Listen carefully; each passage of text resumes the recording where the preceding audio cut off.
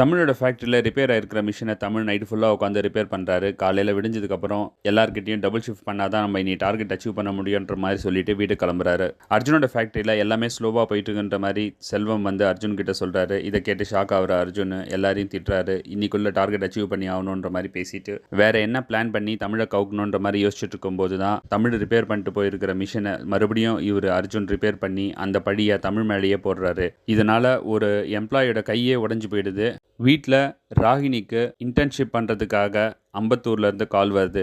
ஆனால் இதில் ராகினிக்கு இன்ட்ரெஸ்ட் இல்லை. ஃபேமிலி மெம்பர்ஸ் எல்லாரும் ராகினி கிட்ட நீ கண்டிப்பாக இன்டர்ன்ஷிப் பண்ணாதான் டாக்டர் ஆக முடியுன்ற மாதிரி சொல்கிறாங்க.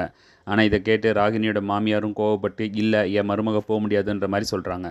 அர்ஜுன் ராகினியை தனியாக கூட்டிகிட்டு போயிட்டு தமிழை பற்றி தப்பாக போட்டு கொடுக்குறாரு. தமிழால் தான் உனக்கு இன்டர்ன்ஷிப் அம்பத்தூரில் கிடச்சதாகவும் ஃபேக்ட்ரியில் அவர் ரிப்பேர் பண்ணிட்டு போய் நல்ல பேர் எடுத்தார் இல்லையா, அந்த மிஷினையும் மறுபடியும் அவர் ரிப்பேர் பண்ணி வச்சுட்டு இப்போ அதனால் ஒரு எம்ப்ளாயோட கையே போயிருக்கு அப்படின்ற மாதிரியும் தப்பாக சொல்ல இந்த விஷயத்தெல்லாம் பின்னாடி இருந்து கோதையும் நட்டேஷனும் கேட்குறாங்க.